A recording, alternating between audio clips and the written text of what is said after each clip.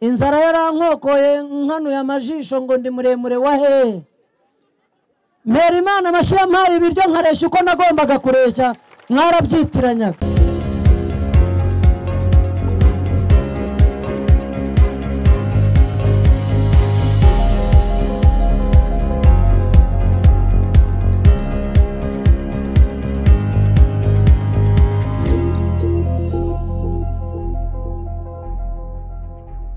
Kubera ko ubutumwa bwo kwamagana ibiyobyabwenge umushumba yabivuze, hanyuma nanjye reka ngira ikintu mvuga nk'umuntu bambwiye ngo ngire n'ikindi mvuga. Haleluya. Nemeranyijwe n'uyu mushumba ko nibikunda tuzagaruka hatarimo umupira, kandi n'umupira ni mwiza nanjye ndawukunda. Abantu bashyigikiye ko twazagaruka tugatangira mu gitondo duhimbaza Imana kugeza nimugoroba bagire gutya. Mukomere Imana amashyi niyo izadushoboza. Haleluya. Ngiye gukoresha Bibiliya yo muri telefone kugira ngo byihute, niyo bampereje niyo iri hafi. Turasoma mu gitabo cyanditswe n'uwitwa Luka, dusome igice cya mbere yanditse, duhere ku murongo wa 78 n'uwa 79, hanyuma mpite mvuga amagambo make cyane nshiraho izindi ndirimbo. Haranditse ngo kubw'umutima w'imbabazi w'Imana yacu niwe uzatuma umuseke udutambikira uvuye mu ijuru. 79 haravuga ngo ukamurikira abicaye mu mwijima no mu gicucu cy'urupfu, no kuyobora ibirenge byacu mu nzira y'amahoro. Mwongere muvuge ngo amen. Njyewe ndaza gukorana n'ababishaka kugira ngo tugire vuba. Kuvuga ngo amen ntago ndi bujye nsubiramo ngo ko muvuze gake, ni wenda havuga umwe, ariko icyo nzi cy'amatwi yawe ntagafunze. Haleluya. Nubwo habaye umupira nahageze harimo hakina abakobwa, mpomba kureba amashoti yabo, ariko narebye amashoti y'abasore n'abagabo. Noneho rero tumaze no kuririmba, reka twumve n'ijambo ry'Imana. Jewe njya gukizwa nta muntu wandaritse, narijyanye ngiye kumva indirimbo, ariko ntabwo nari nzi ko ari Imana yandaritse. Nagize ngo ninjye wijyanye, ngenda ngiye kumva umuziki, kandi ubwo nari umusiramu. Ubundi abasiramu umuziki ntabwo bihura neza, ubundi umuziki ni haramu. Hanyuma ariko kubera yuko nari narakuriye ahantu mu gasantire, umuziki numvaga ugenda nawo untwaramo gake gake. Ngiye rero nsanga barimo kuririmba indirimbo ya nyuma yari korari y'ahantu hitwa mu Rusave. Numva biraryoshye, ariko bahita bavuga ngo korari niba yicaye bumva ijambo ry'Imana ngo hanyuma nyine ngo iraza kugaruka. Noneho mpaguma ngo ndindire korari ze kugaruka, haba hahagurutse umuvugabutumwa. Ntabwo nenda kuvuga uko byagiye bigenda ngo byagenze gute, ngo yasomye cyangwa yavuze iki, nuko numvishe bindeba nk'uko nawe bikureba. Hari ibintu yavuze numva birandeba, ndangije bituma ngenda negera, ukagenda avuga ngo nyamaranga ibintu mwigize ngo ukuntu mwigira, nkegera nkumva aravuga ibintu bimeze nk'ibyo nigira cyangwa nk'ibyo wigira muri iyi minsi. Ngenda negera birangira nemeye. Bavuze ngo abashaka gukizwa ndamanika, manitse ikiganza, bahita bavuga ngo abamanitse mwese muzi. Nitangira ikibazo ngiye kuvugira hano, nashaka nsenga. Ukuntu nari nambaye, usibye no guhesha Imana icyubahiro n'abantu ntabwo byabaheshaga icyubahiro, kubera ko nari ikirari icyo gihe, cyangwa se nabyita nk'inzererezi. Ikabutura nari nambaye yari yaracitse ku kibuno. Urimo uranseka. Hanyuma kandi nta kandi kantu karimo imbere. Noneho nambaraga igishati kirekire kigatwikira, ukajya nyine ubona ngenda ukagira ngo nkunda birebire, naho nambariyemo no gutwikira. bamaze guhamagara abantu ntinya kugenda kuko nabonye uwa mbere agenda ahita apfukama. Ndavuga ati nimfukama igishati kirazamuka abinyuma babone gahunda. Ndatinya ariko kuko nari nambaye igishati harimo n'agapira nigira inama mpita nkuramo ya gishati shatse nanakuramo n'iri kote n'iryanjye ariko reka ndireke nkuramo ishati ndayikenyera batabizi nyimanura gahoro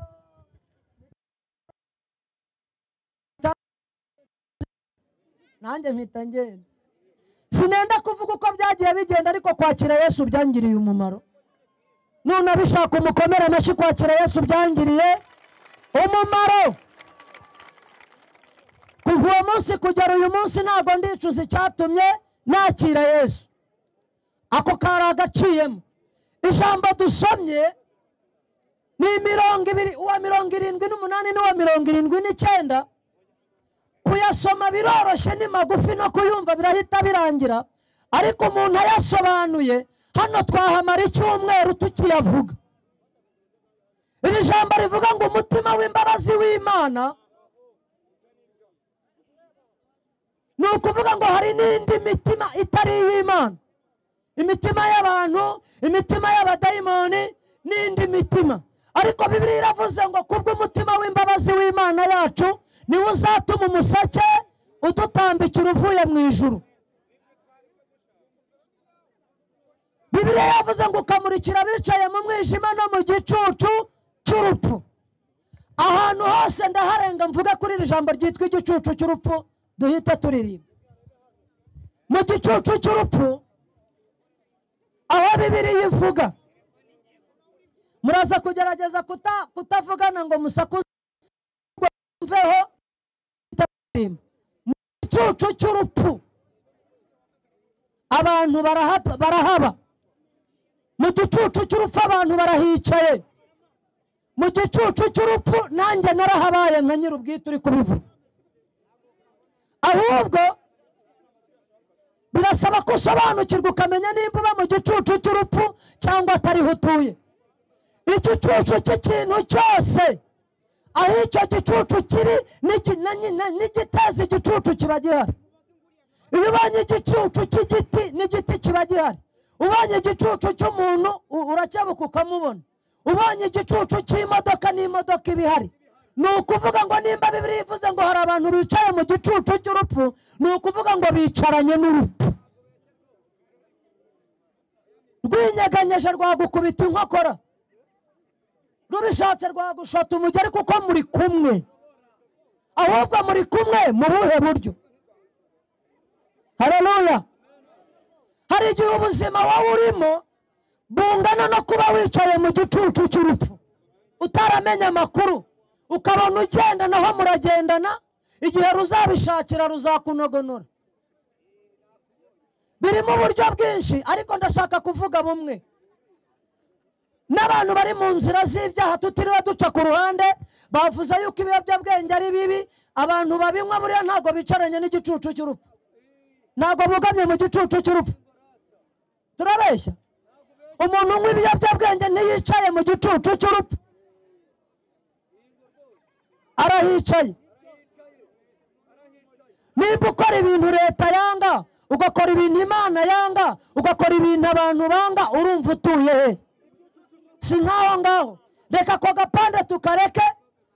Nagira ngo wumve ko kuba mu gicucu cy'urupfu biri mu buryo bwinshi. Barimo begereza kudushakira indirimbo ivuga ngo ibigeragezo si karande. Buyishaka ibiri hafi uncira amasiri ko wayigezeho. Reka nkubwire, jyewe natuye mu gicucu cy'urupfu mu bundi buryo. Naravutse nciye ubwenge nsanga mbana na mama wenyine. Kuva mvutse kugeza mfite imyaka hejuru ya 15 nabanaga na mama gusa. Ariko reka mbabwire, kuba mu gicucu cy'urupfu ni uburyo bwinshi, ntabwo ari buriya mvuze bwonyine, hari n'ubundi. Waba utanywa n'ibiyobyabwenge, udakora n'ubusambanyi cyangwa uburaya, utanywa n'inzoga kandi utuye mu gicucu cy'urupfu. nabyo birashoboka. Ubuzima ubamo bugeze ku rwego utakigurira na mituweli, ubuzima ubamo nabwo bwatuma ujya mu cyiciro cy'igicucu cy'urupfu. Jyewe naravutse, kuva mvutse ndinda ngeze imyaka 14 iwacu kwa mama tutarabasha kwigurira ka gatara k'agatadobo. Nta base, nta gikombe, nta safuriya, nta kiyiko. Umuntu arabajije ngo nariraga muki? Twariraga ku gataro, tukabanza tugashyiraho urukoma, mama akarufata rutaratoboka ruriya rw'umwumba rw'imbere, akarushyira ku muriro, akaruyaza rukanoga neza, akazana agataro tuyoza ivu ndeba, agarambikaho, agashyiraho ibiryo kandi byoroshye, cyangwa wenda navuga ngo bimeze nk'agasosi. Noneho kubera ubwo buzima twabagamo, nagereranyije no mu gicucu cy'urupfu, uwo muntu ntago ajya gucisha inzara muri saro, uzirisha intoki. Iyo ubonye umwanya urakubita ugahita uzikata. Hanyuma rero mwana, izo nzara ni ugukora ku rukoma rimwe, ugahita utanyura cya gikoma mukabirira n'ubundi kugata. Tuba mu buzima bubi, ndimo ngana ku musozo, bigera ubwo mama yari yarabyaye abana 3, umuherereza arapfa yishwe n'inzara, turamuhamba. Nijye wakuze nigurira ibase, nijye wakuze nirwanaho, nijye wakuze ngura agatadoba. Ntabwo nari nzi ko ubwo buzima buzahinduka, nari nzi ko aribwo tuzapfiramo. Ariko ndashima Imana ko umucyo uzamurikira abantu bicaye mu gicucu cy'urupfu. Uburyo ubwo aribwo bwose mukomere Imana amashyi, Imana izahabasanga. Haleluya. Noneho rero kugira ngo ubuzima buhinduke, ni mpaka ko twabanje kwemerera Yesu.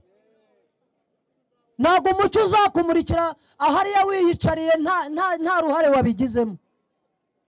Birasaba yuko wubaha Imana, ukayikunda, ukayikorera, hanyuma Imana nayo ikaguhindurira iki? Ubuzima, ikaguhindurira amateka.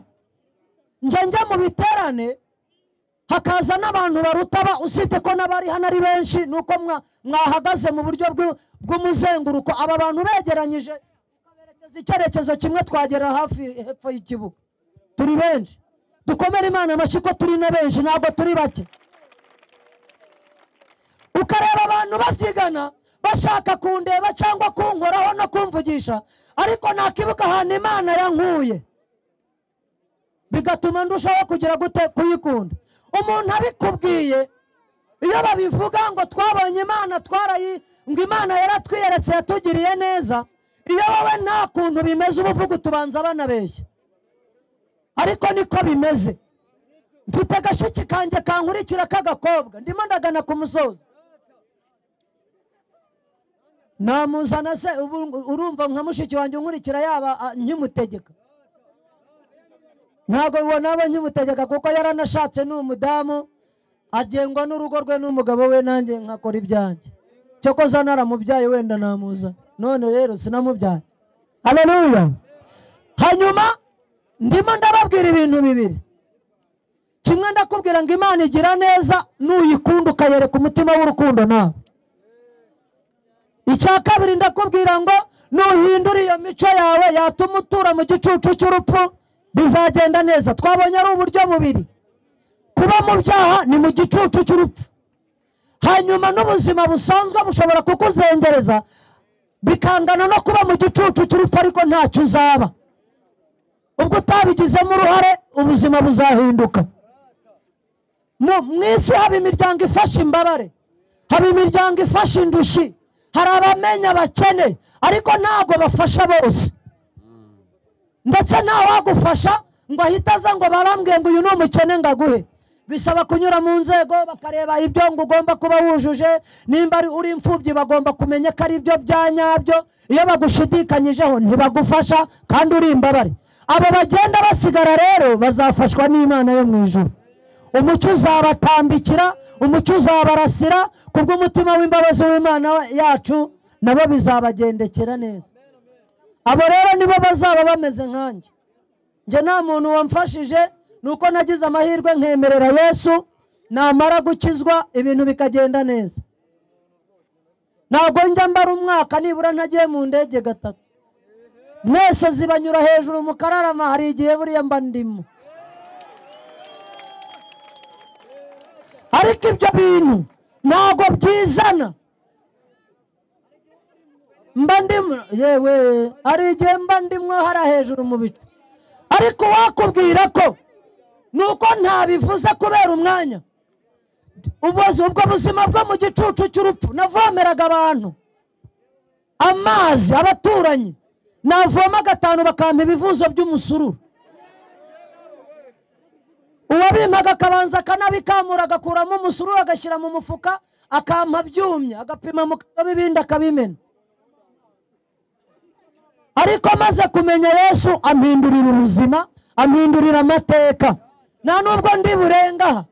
Hari igihe cyose umaze waba utarigeze wemerera Yesu. Nimba byakunda uyu munsi nabyo bigerageze. Hano hari abapasiteri, hano hari abashumba, baba bicaye hariya n'abari hano bagenda. Ntago nge namureba ngo mbimenye, ariko ndabizi abapasiteri bara. Yego. Bavuze ko hari ahantu hari urusengero, izina nibuka nuko bavuze ngo ni ku Nkoko. Ngo ahantu bita ku Nkoko hari urusengero.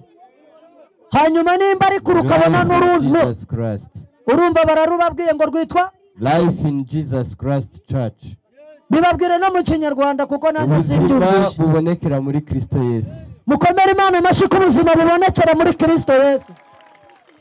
Rero ntago nenda kubatindira kuko buriya n'abakinnyi batangiye gukonja.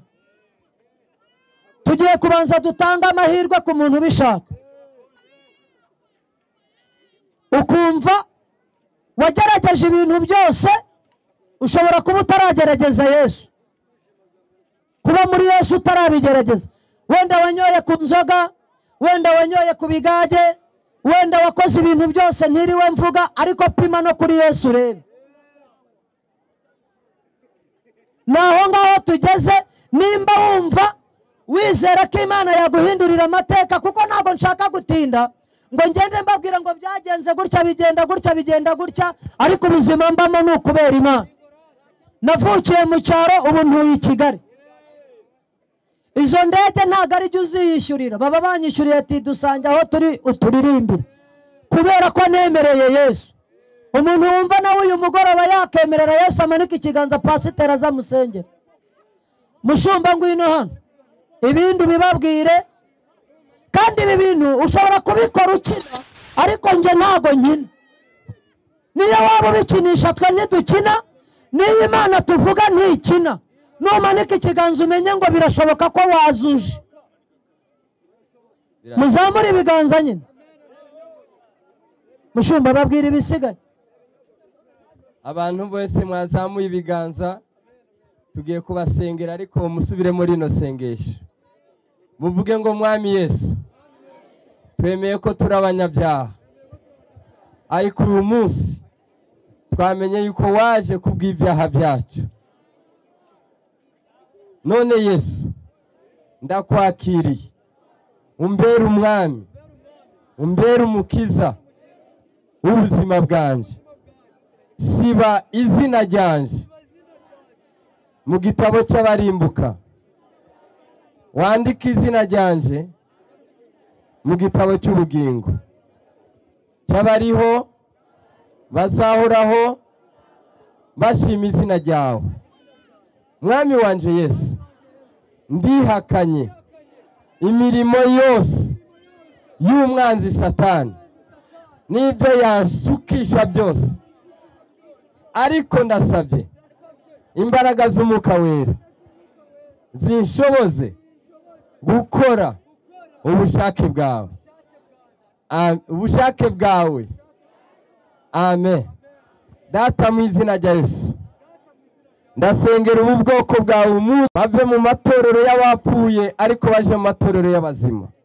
Urakoze rero Yesu kubyumvise kandi ubikoreye kwibahisha mu izina ryawe ryera. Amen.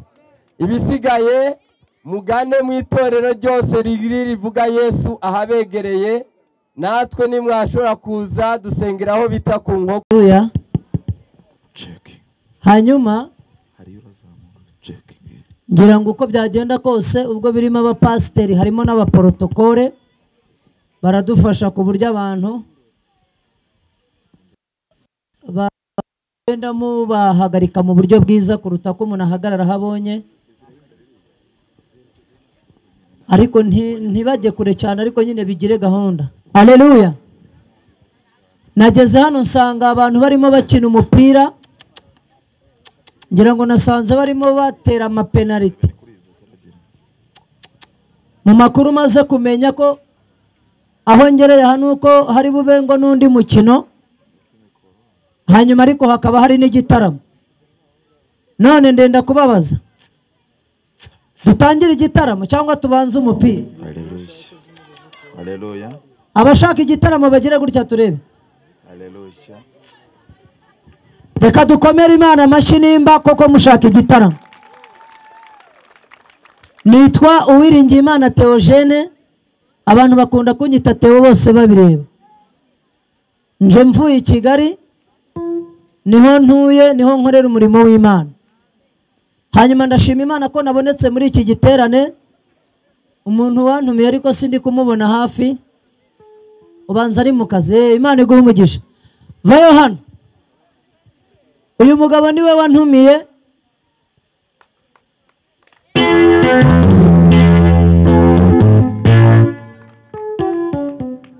Twahuriye ahantu mu gitaramo handi, aramanuka nanjyana inyuma y'urusengero akajya ntungira urutoki ngo iwacu ni hariya, akanyereka nyine nkabona nze, kuko hari naho bantumira ntibikunde, bikanga wenda bikagongana n'izindi gahunda zikomeye. Ariko reka dukomere Imana amashyi ko ibyo Imana yagambiriye ko biba uyu munsi hano nanjye mari, murabireba nanjye mbirebe. Hanyuma ndashaka kubaza, harimo abantu bambonye ari ubwa mbere? Wajya gunyumva ureba kuri televiziyo, zamura ikiganza turebe. Abana bo ni ngombwa kuko nyine ntago imyaka maze ndirimba, abana benshi bari hano indirimbo zanjye zirabaruta imyaka. Amen. Nanjye shimye Imana, ni ubwa mbere nje muri iki kibuga. Tugiye gutaramana umwanya utari munini kuko biragaragara ko aho amasaha ageze hari bubemo n'ibindi bikorwa, ariko numvishe ngo n'ejo murakomeje. Yego muzagaruka. Hanyuma ndashaka ko mu ndirimbo ndi buririmbe haraza kubamo wenda izo nateguye, ariko namwe mugira izo munsaba mukunda. Niwumva hari indirimbo wakunze yagufashije cyangwa igufasha n'uyu munsi, uze kubivuga, kuko mfite indirimbo zirenga 200 nakishiriramo izo nshaka, ugasanga wenda ujyanye ingingimira kandi nari kuyiririmba. Birakunda tukumva ijambo ry'Imana, tukumva indirimbo, hanyuma abantu bakabohoka. Numvishe n'intego ya hano ari nziza, ngo niyo kwamagana iki? Ko mubivuga gahoro, ibiyobyabwenge. Hanyuma tugiye gutangira ku ndirimbo ivuga ngo ineza y'umuntu niyo imutera gukunda. Mu gihe barimo bayishaka, ndashima Imana, mu minsi ishize nakoze impanuka ndi kuri moto, hanyuma moto iratugusha n'umuntu wari umpetse cyangwa umumotari. Ngewe ngusha ivi, wagusha umutwe ku buryo n'ubu arapfutse. Bisobanura ngo ubwo urumva ngewe iyo ari nge wagushije umutwe no kuza sinari kuza. Mwongere mu mpera Imana amashyi. Ndasa n'ufitemo kubabara mu ivi, ariko ntago bigoye cyane. Hari n'abandi bashaka kubita utababarira, mugire gutya turebe nayo tuze kuyiririmba. Ntiwumva gutyo? Ngaho mfashe ukomere Imana amashyi numve.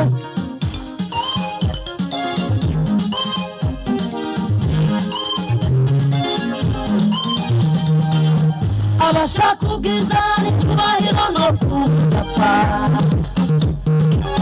babishakishe gukora ibyiza badatungura.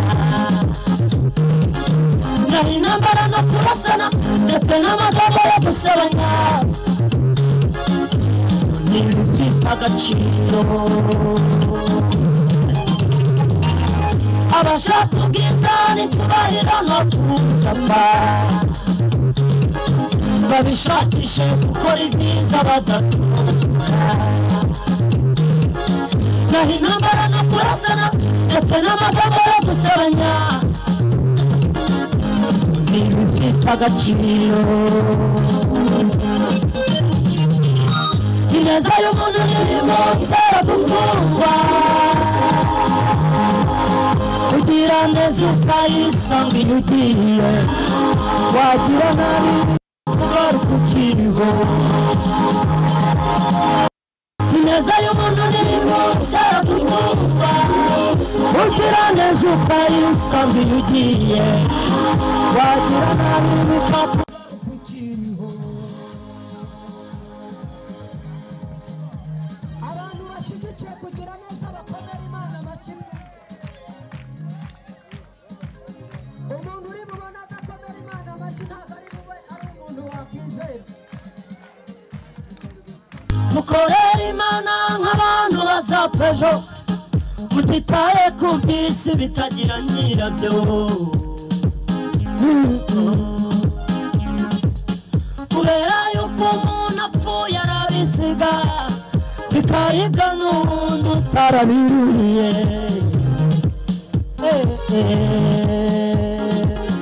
Uko ni ukuri kw'ijambo ry'Imana yanjye. Mukorera Imana nk'abantu bazapfa ejo, mutitaye ku by'isi bitagira nyirabyo.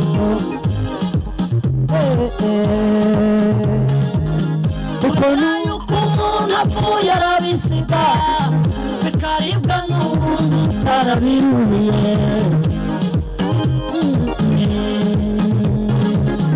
Uko ni ukuri kw'ijambo ry'Imana yanjye. Ababishaka twongere dukomere Imana amashyi. Ineza y'umuntu nirimo izera gukundwa,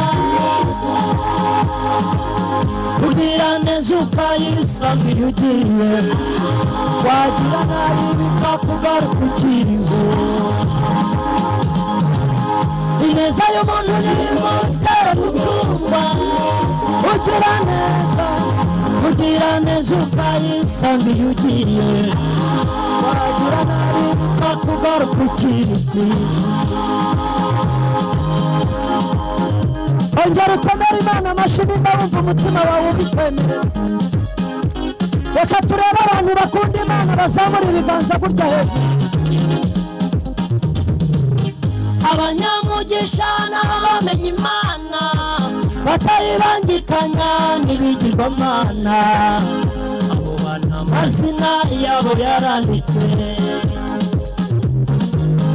Iyo Mana ntirambarizwa mu gicumbi, niba yanura imvura iguye ngo ihunge.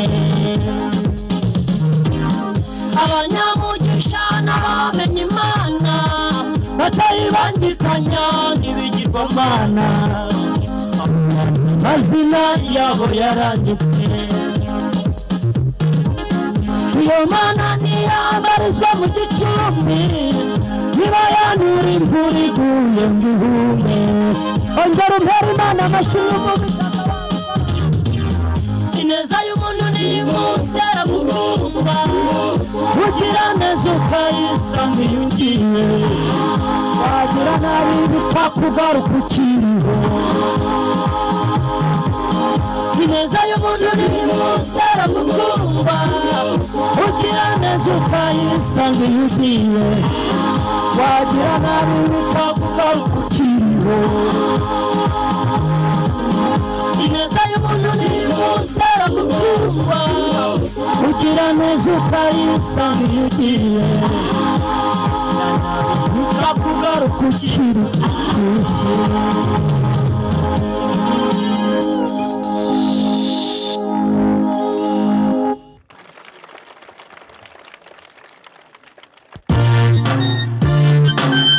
Urongera ufashe uzamurira Imana icyubahiro niba ntacyo bigutwaye, uyizungurize gutya amaboko.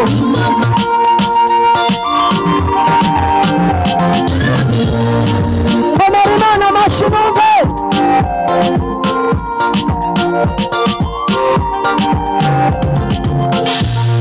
Ingoma yawe niyogere ni abana b'abantu yarogeye ababishaka turirimbane namwe turirimbane ingoma yawe niyogere ni abana b'abantu yarogeye ingoma yawe niyogere ni abana b'abantu yarogeye iminsi ya kera uramburira amaboko ndebye imirimo yawe buri cyo mvuga ndatangara ndumirwa mpita mfata umwanzuro wo kutazakureka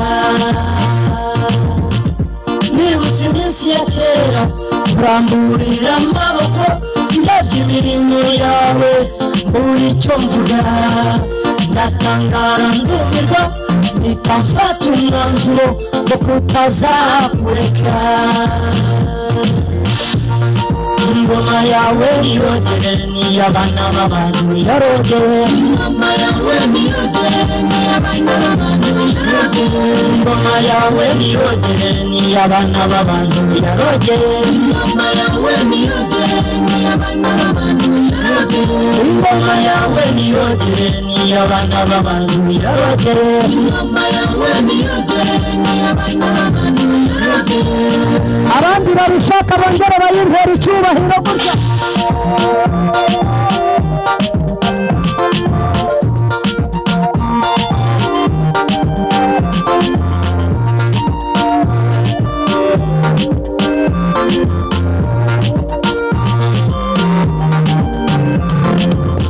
ibihabwa amahirwe ni byinshi muri isi yacu ariko siko byose bitugirira umumaro hari ibyahishwe abanyabwenge bisobanurirwa abaswa kugira ngo hatagira abirata ubwenge bwabo ibihabwa amahirwe ni byinshi muri isi yacu ariko siko byose bitugirira umumaro hari ibyahishwe abanyabwenge bisobanurirwa abaswa kugira ngo hatagira abirata ubwenge bwabo ingoma yawe niyogere ni abana b'abantu yarogeye ingoma yawe niyogere ni abana b'abantu yarogeye ingoma yawe niyogere ni abana b'abantu yarogeye ingoma yawe niyogere ni abana b'abantu yarogeye ingoma yawe niyogere ni abana b'abantu yarogeye ingoma yawe niyogere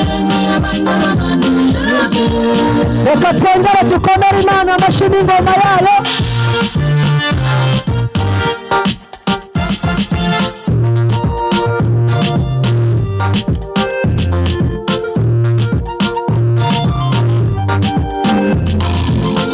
nshingiye ku byo nabonye umugabo wo guhamya ko nta kure cyane habaho umwana utakura umuntu nshingiye ku byo nabonye umugabo wo guhamya ko nta kure cyane habaho umwana utageze umuntu ingoma yawe niyogere ni abana b'abantu yarogeye ingoma yawe niyogere ni abana b'abantu yarogeye ingoma yawe niyogere ni abana b'abantu yarogeye ingoma yawe niyogere ni abana b'abantu yarogeye ongera umfashe gutya nanone tuyihereze icyubahiro abantu yarogeye ingoma yawe niyogere ni abana b'abantu yarogeye ingoma yawe niyogere ni abana b'abantu yarogeye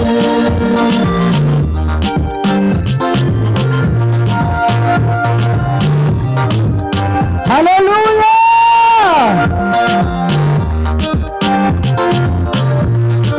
ongera izamurira Imana icyubahiro nanone gutya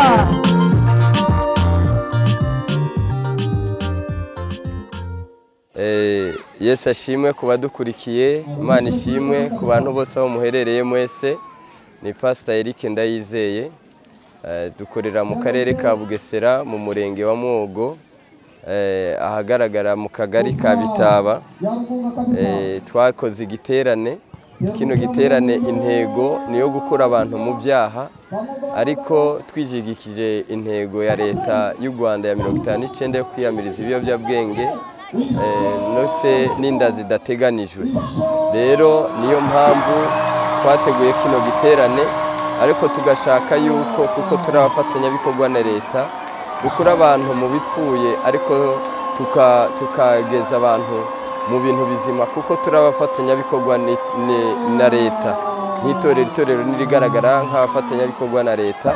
Rero intego twashizemo, kuko imipira y'amaguru irebwa n'abantu benshi, twasanze ivugabutumwa ridakundwa cyane gusumba ivugabutumwa, ahubwo bakunda umupira cyane gusumba ivugabutumwa. Nacyo gituma twateguriye umupira mu buryo Imana yadushoboje kugira ngo baze ari benshi, ariko tubwire ubutumwa benshi bashobora gukirizwamo. Rero muri iyo nzira rero niho twavuze ubutumwa. Dushima Imana ko bariko barakizwa, dushima Imana ko bariko barakira Yesu.